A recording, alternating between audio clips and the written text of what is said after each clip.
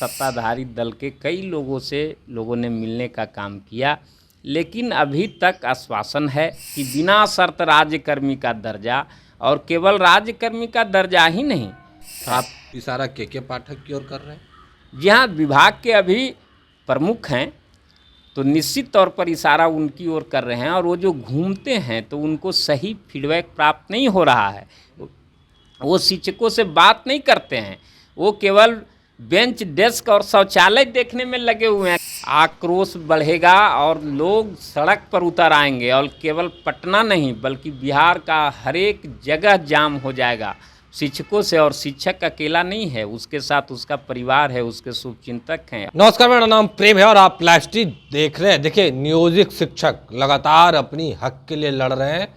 कई नेता हैं, उनसे भी मुलाकात किए हैं, सभी जगहों से आश्वासन तो दिया गया, पर लड़ाई कहां तक पहुंची है, बात करने के लिए हमारे साथ बिहार राज्य प्राथमिक शिक्षा संघ के कार्यकारी अध्यक्ष हैं मनोज सर।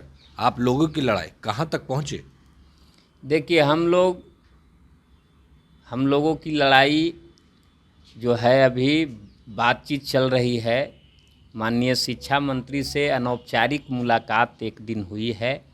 हम पार्टी के बिहार प्रदेश के माननीय अध्यक्ष डॉक्टर अनिल कुमार जी के पहल पर, चूँकि हम लोग उस दिन गर्दनीबाग पटना में भूख हड़ताल पर बैठे हुए थे, मुंह पर काली पट्टी बांधकर, तो माननीय शिक्षा मंत्री से बात हुई है। उन्होंने आश्वासन दिया है और उन्होंने ये कहा है कि जब विभाग का विस्तार होने दीजिए, देखिए कि शिक्षा विभाग किनको मिलता है ना। तो शिक्षा विभाग यदि मुझे मिला तो हम जो आपकी समस्याएं हैं उसका समाधान करेंगे, और यदि दूसरे को भी मिला तो हम माननीय मुख्यमंत्री से कहकर समाधान कराएंगे। साथ ही साथ हमारे लोग बिहार के माननीय उप मुख्यमंत्री श्री सम्राट चौधरी जी से या उप मुख्यमंत्री श्री विजय सिन्हा जी से, साथ ही साथ सत्ताधारी दल के कई लोगों से लोगों ने मिलने का काम किया, लेकिन अभी तक आश्वासन है।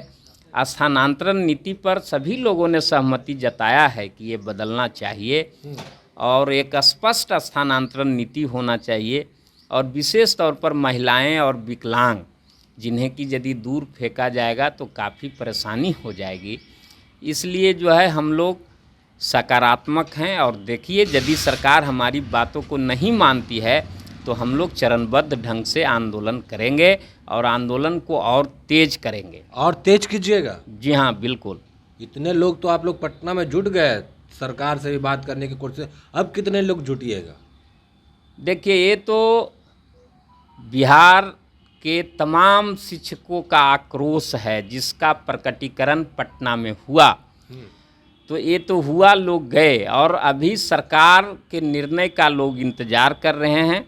यदि सरकार हमारी मांगों को शीघ्र नहीं मानी तो बहुत जल्द हम लोग आंदोलन के अगले कदम में जाएंगे, और तब तक हम लोग आंदोलन करेंगे जब तक कि सरकार हमारी मांगों को नहीं मान लेती है। और हमारी मांगों में मुख्य है कि बिना शर्त राज्यकर्मी का दर्जा, और केवल राज्यकर्मी का दर्जा ही नहीं, आप यदि सब कुछ कैरिकुलम लागू करना चाहते हैं केंद्र का, सारा चीज़, हमारा समझौता भी है बिहार राज्य प्राथमिक शिक्षक संघ से, आज नहीं 80 के दशक में हुआ था कि जो केंद्र देगा सो देंगे।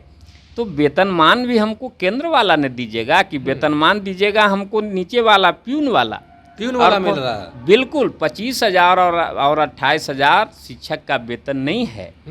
अच्छे शिक्षक रहें इस विभाग में टिके हुए, और योग्य लोग आए शिक्षक बनकर। इसके लिए 6 पे कमीशन ने रिकमेंडेशन किया था कि to attract a better teacher the pay commission recommended to give them a better pay scale. लेकिन आप 25,000 और 28,000 वेतन देकर और शिक्षकों से काम आप 9 से 5, और पता नहीं इधर तो आ गया कि प्रधानाध्यापक और पहले आएंगे बाद में जाएंगे, इस तरह का जो फरमान हो रहा है, इसका बिहार राज्य प्राथमिक शिक्षक संघ विरोध करता है और सरकार से मांग करता है आपके चैनल के माध्यम से कि आप जो है राज्यकर्मी का दर्जा के साथ ही साथ जो हमारा पूर्व का समझौता है उसके अनुरूप हमें केंद्रीय वेतनमान और साथ ही साथ शिक्षक का बुढ़ापा सुरक्षित रहे, नहीं, हमारा कहना है ना। है कि इसलिए हमको पेंशन भी पुरानी दीजिए। अन्य कर्मचारी की भांति शिक्षक नहीं है, इसका कोई अतिरिक्त आय नहीं है, है ना। इसलिए शिक्षकों को जो है पुरानी पेंशन योजना का लाभ भी मिलना चाहिए। नहीं, कहना यह है कि आप लोग सड़क पर उतरे, अगर सरकार नहीं मानती है तो क्या लाखों की भी संख्या पर बल में शिक्षक उतर जाएंगे सड़क पर अपनी बात बिल्कुल बिल्कुल, यदि सरकार नहीं मानती है तो बिहार में और इससे भी ज़्यादा आक्रोश बढ़ेगा और लोग सड़क पर उतर आएंगे। और केवल पटना नहीं बल्कि बिहार का हर एक जगह जाम हो जाएगा शिक्षकों से। और शिक्षक अकेला नहीं है, उसके साथ उसका परिवार है, उसके शुभचिंतक हैं और जितना भी जो जानते हैं समाज के लोग, सारे लोग हैं। आज यह बात फैलाया जा रहा है कि हम ट्रांसफ़र इसलिए करना चाहते हैं कि गांव और उसके बगल के में जो विद्यालय है, विद्यालय में जो पदस्थापित शिक्षक हैं वो पढ़ाते नहीं हैं। एक धारणा फैलाई जा रही है लोगों के द्वारा, और यही चीज़ जो है जो बिहार जो पदाधिकारी हैं शिक्षा विभाग के, उनके दिमाग में लोगों ने बैठाया है और वो जाकर बिहार के माननीय मुख्यमंत्री को कहे हैं। तो मैं वैसे लोगों को बताना चाहता हूं कि आप जाके बिहार के किसी भी सुसज्जित विद्यालय को देखिए, निश्चित तौर पर वहाँ कोई ऐसा शिक्षक है जो समय से पहले आता है और समय के बाद जाता है। वो कौन शिक्षक है? इशारा बगल का शिक्षक है। आप इशारा के पाठक की ओर कर रहे हैं। जी हाँ, विभाग के अभी प्रमुख हैं तो निश्चित तौर पर इशारा उनकी ओर कर रहे हैं। और वो जो घूमते हैं तो उनको सही फीडबैक प्राप्त नहीं हो रहा है। वो शिक्षकों से बात नहीं करते हैं, वो केवल बेंच डेस्क और शौचालय देखने में लगे हुए हैं, कबाड़ी हटाने में लगे हुए हैं। ये भी अच्छी बात है, ये भी अच्छी बात है, लेकिन उनको जाकर क्लासरूम में देखना चाहिए। और वहाँ ग्रामीणों से, जो अच्छा स्कूल है वहाँ के ग्रामीणों से मिलकर उनसे संवाद करना चाहिए कि आखिर में यह स्कूल क्यों अच्छा है, ताकि वो देखेंगे तो उनकी धारणा बदलेगी। और हर एक अच्छे स्कूल के पीछे वैसा शिक्षक है जो बगल का शिक्षक है और वो समय से पहले आता है और समय के बाद जाता है ना। नहीं, पर अब तो कहा यह भी जा रहा है कि शिक्षक अगर पढ़ाने लिखाने के अलावा धरना प्रदर्शन प्रोटेस्ट करते हैं तो कार्रवाई भी होगी, FIR भी होगी, नौकरी भी जा सकती है। देखिए, ये मनमानी है, ये मनमानी है। देश को जो आज़ादी मिली, उस आज़ादी को दिलाने में शिक्षकों की महत्वपूर्ण भूमिका रही है।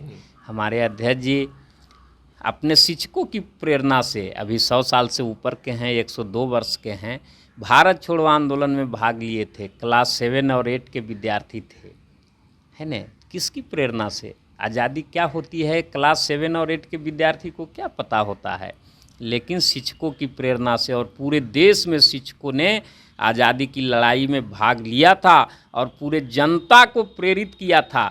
और ये नेता और अफसर लोग उतनी मेहनत से पाई गई आज़ादी को, आज जो शिक्षक उसको दिलाने में महत्वपूर्ण भूमिका निभाया है, उसी को वंचित करना चाहता है। और देश के संविधान में मौलिक अधिकार है, अभिव्यक्ति की आज़ादी का अधिकार है, संघ संगठन बनाने का अधिकार है।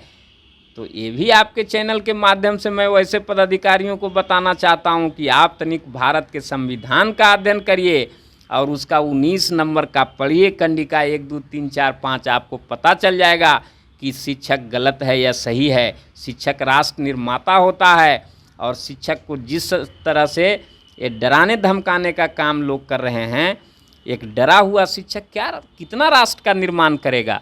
इसलिए इन लोगों से मैं अपील करता हूं आपके माध्यम से कि ये लोग डायलॉग करें, डराएं नहीं। डराने से हमारे शिक्षक नहीं डरेंगे। अब तो सरकार से लड़ रहे थे, अब अधिकारी से भी लड़ने की बात कर रहे हैं आप लोग। के पाठक से टकराने के लिए तैयार है।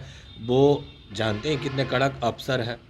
देखिए, कोई कितने कड़क अफसर हो, हम तो अपने कड़क प्रधानाध्यापक हैं। हम अपने विद्यालय की व्यवस्था बहुत सुव्यवस्थित रखते हैं। टकराने के लिए तैयार? हाँ, लेकिन और हमारे कई प्रधानाध्यापक हैं जो के पाठक जी से, जिनका नाम आप ले रहे हैं, नाम नहीं लेना चाहता था मैं, उनसे ज़्यादा कड़क हैं, है न।